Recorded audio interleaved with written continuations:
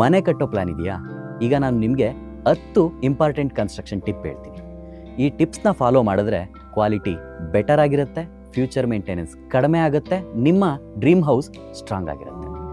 ಮೊದಲನೇದು ಫೌಂಡೇಶನ್. ಮನೆ ಸ್ಟ್ರಾಂಗ್ ಆಗಿರೋದು ಫೌಂಡೇಶನ್ ಮೇಲೆ ಡಿಪೆಂಡ್ ಆಗಿರುತ್ತೆ. ಎಕ್ಸ್ಕವೇಷನ್ನ ಸರಿಯಾಗಿ ಮಾಡಿ, ಡೆಪ್ತ್ನ ಮೇಂಟೈನ್ ಮಾಡಿ, ಡ್ರಾಯಿಂಗ್ ಪ್ರಕಾರ ಕನ್ಸ್ಟ್ರಕ್ಷನ್ ಮಾಡಿದ್ರೆ ಮನೆ ತುಂಬ ಸ್ಟ್ರಾಂಗ್ ಆಗಿರುತ್ತೆ. ಎರಡನೇದು ಸ್ಟೀಲ್ ಕ್ವಾಲಿಟಿ. ಒಳ್ಳೆ ಕ್ವಾಲಿಟಿ TMT ಬಾರ್ ಬಳಸಿದ್ರೆ ಬಿಲ್ಡಿಂಗ್ ಸ್ಟ್ರಾಂಗ್ ಜಾಸ್ತಿ ಆಗಿರುತ್ತೆ. ಮೂರನೇದು cement and sand mixing. Cement M sand mix ಸರಿಯಾಗಿ ಪ್ರಪೋರ್ಷನಲ್ಲಿ ಮಾಡಿದ್ರೆ ಫಿನಿಶಿಂಗ್ ಮತ್ತು ಸ್ಟ್ರೆಂತ್ ಎರಡೂ ಚೆನ್ನಾಗಿರುತ್ತೆ. ನಾಲ್ಕನೇದು ಎಮ್ ಸ್ಯಾಂಡ್ ಕ್ವಾಲಿಟಿ. ಡಸ್ಟ್ ಇರಬಾರ್ದು, ಕ್ಲೇ ಮಿಕ್ಸಿಂಗ್ ಇರಬಾರ್ದು, ಇಂಪ್ಯೂರಿಟೀಸ್ ಇರಬಾರ್ದು, ಇಲ್ಲಾಂದರೆ ಫ್ಯೂಚರಲ್ಲಿ ಕ್ರ್ಯಾಕ್ ಬರೋದಂತೂ ಕನ್ಫರ್ಮ್. ಐದನೇದು brick and solid block.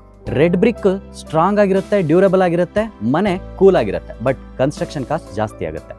Solid block ಕೂಡ ಕ್ವಾಲಿಟಿ ಆಗಿರುತ್ತೆ, ಕನ್ಸ್ಟ್ರಕ್ಷನ್ ಕಾಸ್ಟ್ ಸ್ವಲ್ಪ ಕಡಿಮೆ ಇರುತ್ತೆ. ಆರನೇದು ಕಾಲಮ್ ಆ್ಯಂಡ್ ಬೀಮ್ ರೀಇನ್ಫೋರ್ಸ್ಮೆಂಟ್.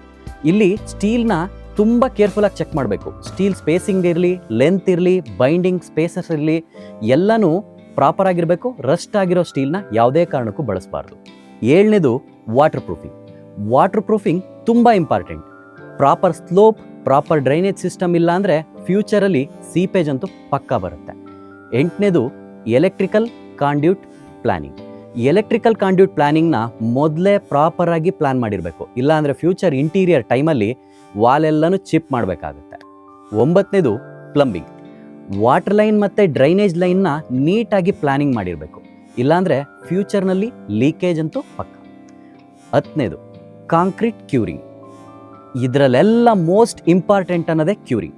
ನೀವು ಕಾಸ್ಟ್ಲಿ ಮಟೀರಿಯಲ್ ಹಾಕಿದರೂ ಕೂಡ ಪ್ರಾಪರ್ ಕ್ಯೂರಿಂಗ್ ಮಾಡಿಲ್ಲ ಅಂದರೆ ಯೂಸ್ ಇಲ್ಲ. ಬರೀ ನಾರ್ಮಲ್ ಆಗಿರೋ ಸ್ಟ್ಯಾಂಡರ್ಡ್ ಮಟೀರಿಯಲ್ ಹಾಕ್ಕೊಂಡು ಕೂಡ ಪ್ರಾಪರ್ ಕ್ಯೂರಿಂಗ್ ಮಾಡಿದ್ರೆ ಕನ್ಸ್ಟ್ರಕ್ಷನ್ ತುಂಬ ಸ್ಟ್ರಾಂಗ್ ಆಗಿ ಬರುತ್ತೆ. ಈ 10 ಮೇಜರ್ ಟಿಪ್ಸ್ ಫಾಲೋ ಮಾಡಿದ್ರೆ ನಿಮ್ಮ ಮನೆ ಸ್ಟ್ರಾಂಗ್, ಡ್ಯೂರಬಲ್ ಆ್ಯಂಡ್ ಫ್ಯೂಚರ್ ಮೇಂಟೆನೆನ್ಸಲ್ಲೂ ಕೂಡ